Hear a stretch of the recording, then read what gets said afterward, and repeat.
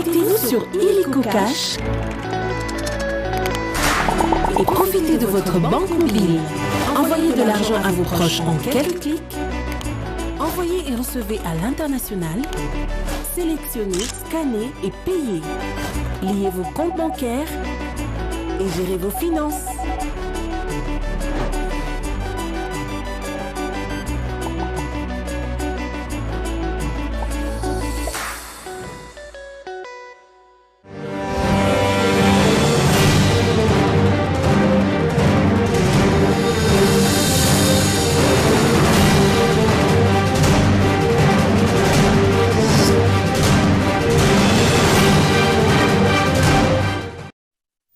Messieurs et dames, merci de rester fidèles au programme de la RTNC2 Développement. C'est le week-end qui s'ouvre et vous avez choisi la RTNC2 justement pour vous informer une fois de plus. Bienvenue à toutes et à tous. On démarre tout de suite cette nouvelle session d'information avec le Conseil des ministres de ce vendredi 19 août 2022 qui s'est tenu en présentiel à la Cité de l'Union africaine sous la présidence du chef de l'État, Félix Antoine Tshisekedi Tshilombo.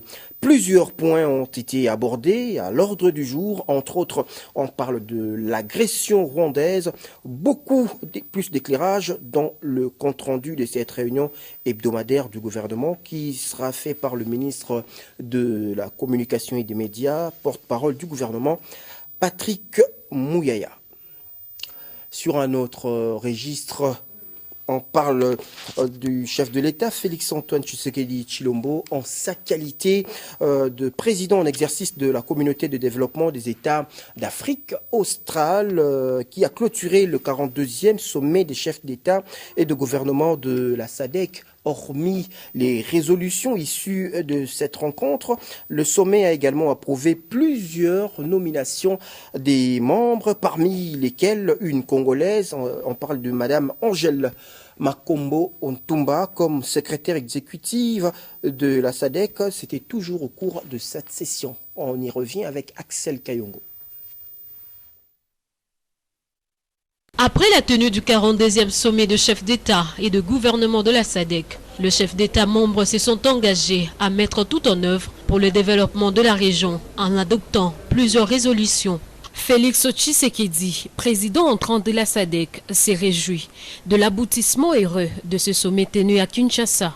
Je me réjouis de l'aboutissement heureux de ce sommet des chefs d'État et de gouvernement de la SADC, au cours duquel nous avons doté notre organisation de plusieurs décisions, dont la mise en œuvre permettra à notre communauté de booster l'industrialisation gage de son développement endogène. Cette dynamique sera au cœur de mon action, avec un accent particulier sur le développement des infrastructures et sans oublier le rétablissement de la paix et de la sécurité dans notre sous-région. Hormis les résolutions, les sommets a approuvé plusieurs nominations de membres, notamment celle de la citoyenne de la République démocratique du Congo. Je jure solennellement que j'accomplirai mes fonctions et exercerai mes pouvoirs avec honneur, en toute fidélité, sans parti pris, en toute indépendance et de manière consciencieuse au mieux de mes connaissances et de mes capacités. Angèle Makombo Ontumba, en tant que nouvelle secrétaire exécutive adjointe de la SADC, revient ici sur ses responsabilités afin de promouvoir l'intégration dans la région.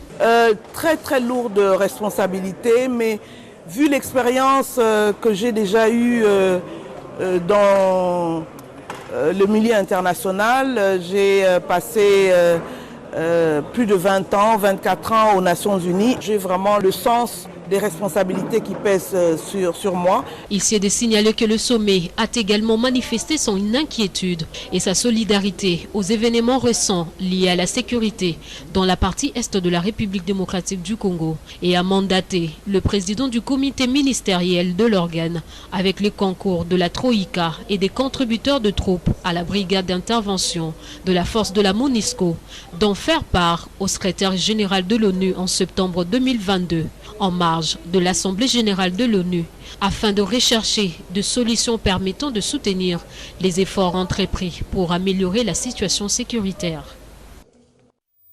On reste toujours avec nos confrères de la presse présidentielle après les assises de ce 42e sommet de la SADC tenu tout récemment à Kinshasa. Les hôtes du président de la République démocratique du Congo et désormais, vous le savez, président de la SADC, Félix Antoine Tshisekedi Tshilombo, à ce forum des chefs d'État et de gouvernement de la communauté de développement de l'Afrique australe ont regagné leur pays respectif depuis jeudi dernier. Confirmation en images. Le 42e sommet de la SADC a accueilli à Kinshasa une dizaine de chefs d'État venus participer à ces assises qui ont tourné autour du thème « Promouvoir l'industrialisation au moyen de l'agro-transformation, la valorisation des minéraux et du développement de chaînes de valeur régionales en vue d'atteindre une croissance économique inclusive et durable ». Ces hôtes du président Tshisekedi, désormais président en exercice de cette grande organisation sous-régionale, ont regagné leurs pays respectifs ce jeudi 18 août 2022.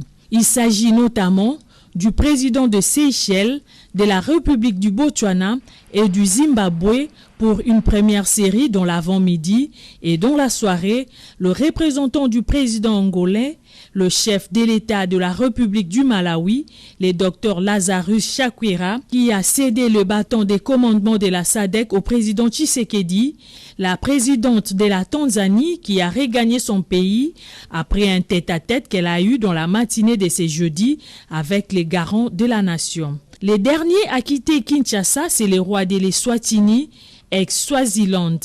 C'est un pari gagné pour le chef de l'État congolais, Félix Antoine Tshisekedi Tshilombo, d'avoir obtenu la participation en présentiel dans la capitale congolaise de ses homologues d'Afrique australe. Sur un autre chapitre, la distinguée première dame de la République démocratique du Congo, Denise Nyakero Tshisekedi, a été reçue ce vendredi 19 août par le président de la Chambre basse du Parlement, Christophe Mbosso-Kodia, qui était accompagné du président du Sénat, Modeste Obati-Lukobo, ainsi que des membres du bureau de l'Assemblée nationale. C'est une visite de courtoisie au cours de laquelle ils ont dressé l'état des lieux des travaux de la commission ad hoc qui prépare une proposition de loi sur les réparations de ce qui a été fait en termes de tueries, viols et violences en République démocratique du Congo. Laetitia Massé-Latoula reviendra avec force détail en images et commentaires dans nos prochaines éditions. Sur un autre chapitre, conférence débat sur la bonne gouvernance, c'est le ministre de la Communication et des Médias, Patrick Mouyaya, qui l'a animé à l'ULK, Université. Au cours de cette conférence débat, il était question d'outiller et d'expliquer aux étudiants de L1 LMD de la faculté des sciences politiques et administratives de l'ULK le bien fondé de la bonne gouvernance. À cette occasion, le ministre de la Communication et Médias, Patrick Mouyaya, a éclairé l'assistance sur plusieurs thématiques. Le déroulé du Conseil des ministres, la formation de la majorité parlementaire, l'importance de la communication gouvernementale, c'est-à-dire briefing avec la presse. La communication vous offre l'avantage d'anticiper sur des crises, de répondre à des préoccupations. C'est pour ça que nous, on a instauré ces systèmes de briefing presque que nous faisons sur la télévision nationale, où régulièrement, chaque fois qu'il y a un sujet d'actualité, nous venons avec le ministre et du secteur concerné, pour que chaque ministre soit en mesure lui-même de venir défendre les sujets de son secteur devant les médias qui vous représentent. Comment on décide au niveau du gouvernement? L'organe de décision, c'est le Conseil de ministres. On s'est réunis tous les vendredis. Captivés par les explications de l'intervenant du jour, les étudiants ont posé des questions relatives à la théorie et à la pratique de la gouvernance. Mais pourquoi il y a une grande démarcation entre ce que nous apprenons à l'université et ce qui se passe dans la vie politique? Le professeur Francis Kalombo lance un appel aux décideurs du pouvoir de partager leurs connaissances aux étudiants, l'avenir de la RDC. Vous savez, le milieu étudiantil, c'est le milieu où on mesure la capacité de quelqu'un, s'il est capable de convaincre ou pas. Patrick était à la hauteur, il a été applaudi du début à la fin. C'est donc sur ces entrefaites qu'est intervenue l'apothéose de ces rendez-vous du nouveau narratif communicationnel. Voilà, prenons cette note dans le secteur des droits humains pour signaler que le mémorandum des enfants participant au premier forum des comités et clubs d'enfants de la République démocratique du Congo se trouve sur la table du ministre des Droits humains depuis le 18 août dernier. Une délégation des parlementaires a donc échangé avec Albert Fabrice Pouela. Les détails dans ce reportage signé Annie Kati, rendu par Lauriane Malala. Dans leur mémo, ces enfants venus de 12 provinces de la République démocratique du Congo ont demandé au ministre des Droits humains de poursuivre personnellement la vulgarisation des lois portant protection de l'enfant. Cela tout en proposant quelques pistes de solutions pouvant contribuer à l'amélioration des conditions de vie de l'enfant congolais. Tour à tour, ces parlementaires ont évoqué les problèmes de violation de droits des enfants enregistrés dans leurs provinces respectives. Pour Mbale Mbanga Rigen, président du Parlement d'enfants de Butembo au territoire de Lubero, gouvernement et enfants doivent s'accorder pour une vulgarisation complète des lois. Aujourd'hui, nous sommes venus au niveau du ministère des Droits humains pour présenter les questions qui reviennent dans les prérogatives du ministère des Droits humains pour qu'il puisse aussi prendre les différentes décisions à ce qui concerne les droits et devoirs des enfants. Nous avons présenté différents problèmes qui cadrent bien sûr avec les prérogatives du ministère et nous avons tout présenté au ministre. Nous avons également présenté d'autres propositions que le ministre peut mettre en pratique avec son équipe pour trouver les solutions à tout ce qu'on a posé comme problème. Donc nous remercions le ministre sincèrement de nous avoir accueillis dans ce bureau et d'avoir accepté écouter les enfants de la République démocratique du Congo et écouter particulièrement le problème qu'ils ont eu à présenter. Pour sa part, le ministre des Droits humains a promis à ses parlementaires de transmettre leurs requêtes acquis de droit. La République démocratique du Congo s'est résolue à faire de la protection des groupes vulnérables et particulièrement la condition des enfants une priorité en s'appuyant sur la loi numéro 09/001 portant protection de l'enfant. L'inspecteur général des finances, chef de service Jules Alingeti Kei séjourne depuis le jeudi 18 août dernier dans la province du Haut-Katanga, précisément à Lubumbashi. Il est accompagné d'une grande équipe de l'IGF. Objectif: tenir une séance de travail avec les mandataires de la GECAMIN et de la SNCC, le tout pour permettre au pays d'accomplir parfaitement les missions de l'inspection générale des finances au sein de ces entreprises. Judith Mambabois, explication. C'est par un vol régulier de la compagnie CAA atterri à l'aéroport de Loano à Lubumbashi, dans la province du Haut-Katanga, tard dans la nuit du jeudi 18 août 2022, que l'inspecteur général des finances, chef des services Jules Alingeti Kei, accompagné d'une forte délégation de l'IGF, a été accueilli par les mandataires de la GECAMIN et la SNCC ainsi que leurs représentations syndicales, avec lesquelles l'IGF va échanger déjà ce vendredi autour de sa mission d'accompagnement et d'encadrement effectuée au sein de ces deux entreprises du portefeuille de l'État. Nous sommes là pour finaliser les discussions que nous avions eues avec à Kinshasa, mais je pense qu'il n'y a pas de divergence, il n'y a eu que des malentendus qui ont été du reste exploités par des personnes de mauvaise foi qui sont toujours hostiles au contrôle. Mais en réalité, il n'y a rien. Je pense que tout va bien et tout ira bien. Avec l'arrivée de l'IGF dans la ville Q préfère, il sera question de finaliser des discussions entamées à Kinshasa le vendredi 12 août 2022 dernier avec les 30 délégués syndicaux de la GECAMINE autour de la patrouille financière concomitante de l'UGF au sein de leur entreprise. Ainsi, dissiper tout malentendu exploité par les personnes de mauvaise foi hostiles au contrôle orthodoxe des finances publiques tel que voulu par le chef de l'État Félix Antoine Tshisekedi Tshilombo. Retour à Kinshasa, le numéro 1 de la centrale électorale, Denis Kadima Kazadi, a procédé jeudi à la signature du contrat d'acquisition des kits d'enrôlement des électeurs et des services connexes avec Mirou System Co, représenté par son directeur général. On en parle avec Edith Meta Mwamboui Kandé. Fini le suspense. C'est l'entreprise Mirou System Co qui vient de gagner l'attribution définitive par la CENI en procédant à la signature du contrat pour l'acquisition des kits d'enrôlement des électeurs et des services connexes. Par conséquent, la CENI a signé officiellement le contrat avec l'entreprise Mirou System Co dans le cadre de la révision du fichier électoral qui devra aboutir à l'obtention pour la population des cartes d'identité.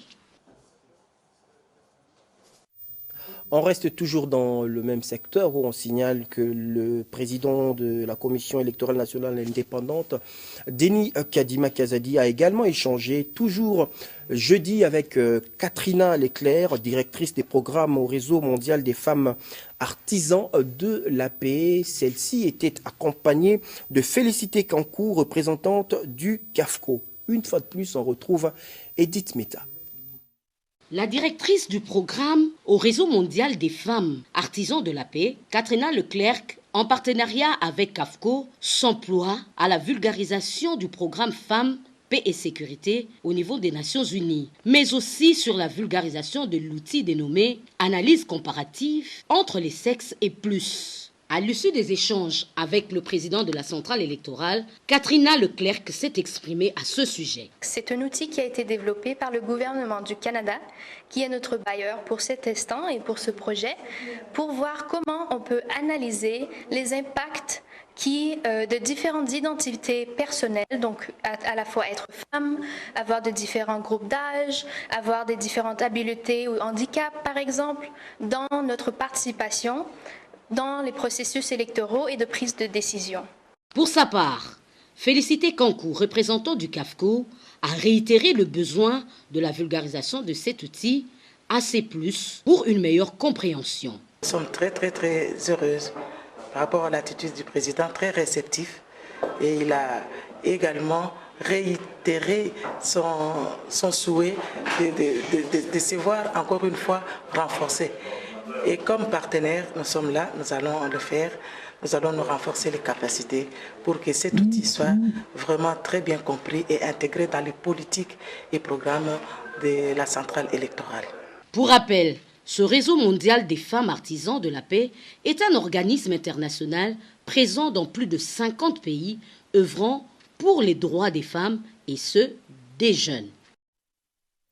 Célébration ce vendredi 19 août de la Journée mondiale de l'aide humanitaire, un rendez-vous commémoré annuellement et cette année 2022, le thème retenu s'intitule « La crise climatique menace les habitations, les moyens de subsistance et la vie de celles et ceux qui campent parmi les plus pauvres au monde ». Et à ce propos, je vous propose de suivre justement ce papier de fond réalisé par Exaucé Diavatou et Daniela Bakakingesha sous le timbre vocal de Guy Oloumé.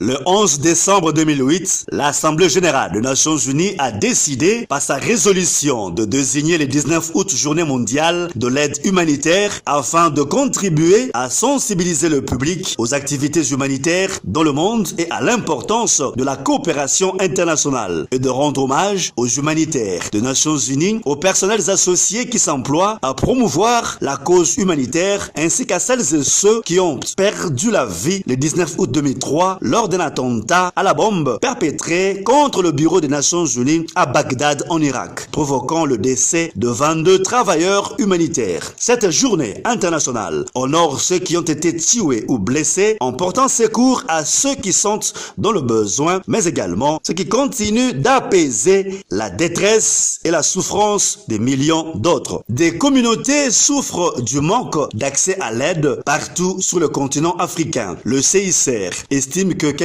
16,8 millions de personnes se trouvent dans cette situation dans la région du Sahel et du lac Tchad, tandis qu'elles sont 5,5 millions en Afrique orientale et 1,5 million en Afrique centrale. Les affrontements entre les groupes armés non étatiques et les forces gouvernementales empêchent les organisations humanitaires d'atteindre les personnes qui ne participent pas au combat, qui payent le plus lourd tribut au conflit. En République démocratique du Congo, principalement dans la province du Nord Kivu, le quotidien de millions de personnes demeure pénible, souvent vivant dans l'insécurité, contraintes de se déplacer parfois plusieurs fois. Elles ne peuvent subvenir à leurs besoins vitaux, réduisant leurs perspectives pour une vie meilleure. Dans l'est du pays, quelques 27 millions de personnes ont besoin d'assistance humanitaire, nourriture, eau, médicaments, abris, protection en 2022, selon les ONG nationales et internationales ainsi que les agences humanitaires de l'ONU. Un projet de préformation professionnelle des jeunes volontaires pour les 9e Jeux de la francophonie en République démocratique du Congo. C'est une initiative que l'ambassade de France a lancée ce vendredi à Kinshasa, cela en collaboration avec les associations INCA. Bienvenue Kaïba, reportage. C'est le secrétaire général de l'INCA qui a procédé au lancement de ces projets de préformation professionnelle de ces 200 jeunes volontaires. Ces derniers seront formés par des experts congolais et étrangers. Sur quel module sera axée cette formation? L'un des formateurs répond. La préformation, ça a ceci de particulier. C'est que la préformation ne travaille pas sur les compétences des gens et sur le savoir-être. Que vous soyez sur un projet à l'international comme la venue des Jeux de la francophonie ou d'autres projets, c'est surtout inviter les jeunes à savoir, au plus profond d'eux, quels sont les bons réflexes qu'ils ont face au monde du travail. Et donc la préformation consiste à réveiller ça chez eux sur 3 thèmes. L'accueil et le protocole, la gestion de salle, la mise en place d'une salle, la mise en place de la restauration, et puis l'hygiène et la propreté font partie de notre savoir-vivre, de notre savoir-être. Les gens viendront ici à Kinshasa et qu'ils viendront de 50 pays différents, eh bien il faudra qu'eux puissent avoir les codes qui leur permettent non seulement de communiquer, de les accueillir convenablement. Le secrétaire général de l'INCA réagit en ces termes au regard du lancement de ces projets.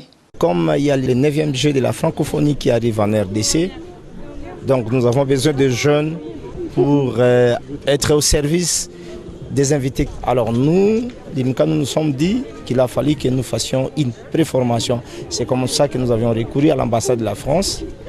Et comme partenaire, l'ambassade de la France a répondu affirmativement. Et elle est arrivée à notre rescousse et elle a fait cette préformation.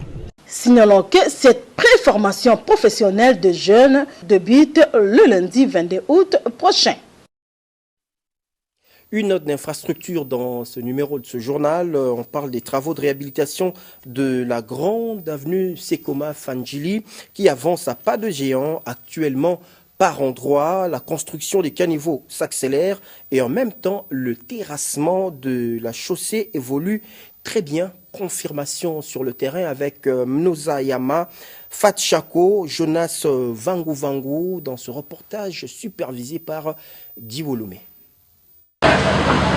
Débutée au courant du mois d'avril 2022, l'entreprise MCC Moderne Construction Congo qui exécute les travaux de réhabilitation du tronçon Sekomaf partant de l'avenue Ndunga Anjili a déjà réalisé 5 km de caniveaux. Par endroit, des engins lourds procèdent à l'assainissement de la chaussée qui, selon l'ingénieur civil Eyumu Wens Jean-Claude de MCC, a atteint un pourcentage élevé par rapport au projet. Actuellement, ils ont déjà entamé les travaux de la chaussée. Le terrassement de plateforme de cette artère évolue très vite. Vu l'avancement de ces travaux, l'espoir renaît chez la population. Merci beaucoup Nous remercions le président de la République pour ce souci de réhabiliter cette artère. Ceci va beaucoup soulager le peuple, dit ce monsieur. Nous construisons d'abord les caniveaux. En tout cas, depuis qu'on a commencé, cela fait 6 mois déjà. Nous sommes très contents de ce que fait le chef de l'État, raconte cet ouvrier. Les usagers de l'avenue Sekomaf devraient prendre leur mal en patience car l'exécution de ces travaux de réhabilitation gêne souvent la circulation des automobilistes et entraîne d'abondantes poussières au passage de gros camions pendant cette saison sèche. Ici, Moderne Construction Congo a dans son cahier de charge 15 km de tronçons à réaliser du quartier 13 Anjili jusqu'au village Vololo au Congo central. Dossier à suivre. Toujours sur les routes de Kinshasa, on parle d'un autre fait récurrent. La population de la ville de Kinshasa se plaint de la pratique de certains chauffeurs qui obligent les passagers à se mettre en surnombre. Pour les cas de taxi, par exemple, parfois les passagers se mettent à 2 devant et à 4 derrière. Confirmation sur le terrain dans ce reportage préparé par Tessia Osomba et Mani Mumvundi. C'est depuis plusieurs années que certains chauffeurs se contentent d'amener 6 personnes dans leur taxi, 2 personnes sur le siège avant et 4 à l'arrière. Les passagers se plaignent de l'étouffement et de risques de contamination de certaines maladies. L'étouffement dérange plusieurs personnes. Nous risquons de nous faire contaminer par plusieurs maladies telles que la grippe. Si nous acceptons cette situation, c'est parce que nous n'avons pas de choix. Cette pratique se tient au su et au vu des agents affectés au trafic routier. Cette pratique est due au fait que les chauffeurs qui travaillent dans les arrêts ont pour complice les roulages. Si vous observez bien, vous verrez un poste de police juste en face, mais ils ne font rien.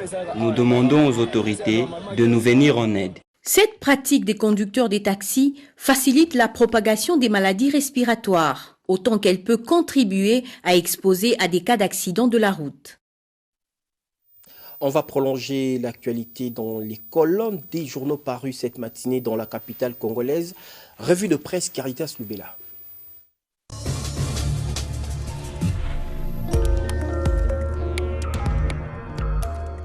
L'actualité reste dominée par les relations bilatérales Tanzanie-RDC au menu des échanges entre le président Samia Suluhu et Félix Tshisekedi, informe l'agence congolaise de presse. Madame, Messieurs, bonsoir. Les 2 chefs d'État ont réaffirmé leur engagement commun à renforcer l'esprit de solidarité et de fraternité entre Dar es Salaam et Kinshasa. Les 2 chefs d'État, Ranchéry Le Phare, ont également discuté des voies et moyens de renforcer davantage la coopération qui existe entre les 2 pays dans divers secteurs d'intérêt commun, à savoir le commerce, les investissements, les infrastructures, les finances, l'énergie, l'éducation, la défense, la sécurité ainsi que l'immigration. Parlons enseignement avec Forum de ZAS qui écrit Execta 2021-2022, la publication des résultats de 3 provinces annoncées pour ce vendredi 19 août, à savoir un lauréat pour le Haut-Katanga, 1 pour la Chopo et 3 pour le Sud Kivu. Selon le cabinet Mwaba, la publication des résultats d'examen d'État pour les autres provinces éducationnelles se fera au fur et à mesure, confirme le tabloïd. Autre journal, autre information, la référence plus note. Gilbert Kabanda réaffirme la détermination de la RDC à mettre un terme à la guerre de l'Est. C'est au cours de la 10e conférence de Moscou en Russie sur la sécurité internationale qui s'est tenue du 15 au 18 août que le ministre de la Défense nationale et ancien combattant Gilbert Kabanda Kourenga a exprimé la détermination de la République démocratique du Congo à relever le défi de l'insécurité dans la région des Grands Lacs. Et ce, en présence de 300 délégués venus de 40 pays du monde. Le quotidien confirme que la RDC veut jouer son rôle de stabilisateur pour mettre fin à 25 années d'insécurité lui imposée sur son territoire et devenir le leader naturel mondial dans la lutte contre le réchauffement climatique par sa possession de matières premières stratégiques tout en garantissant les intérêts des uns et des autres. Bouclons cette balade avec le potentiel. Le processus électoral, la CENI projette l'enrôlement des électeurs pour décembre 2022. Selon ce journal quotidien, le président de la CENI a fait cette annonce dans un échange avec la députée nationale Solange Masumbuku.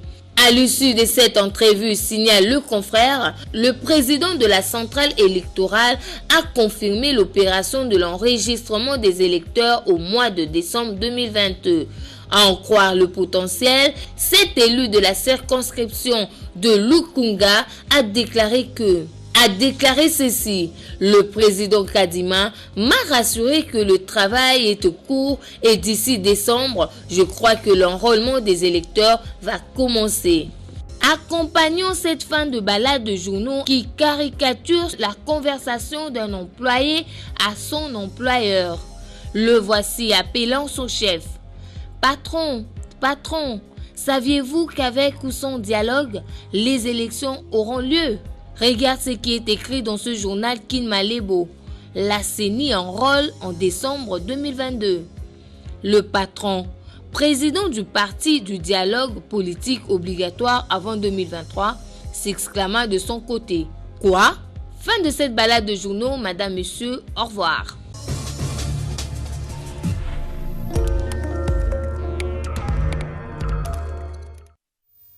Messieurs et dames, merci d'avoir suivi ce journal, une édition assurée par Lauriane Malala et Seth Ndosimao à la rédaction. Fanfan Moubenga et Fat Chako m'ont accompagné. Merci à l'équipe technique. Merci également à la supervision de Betty Bilonda.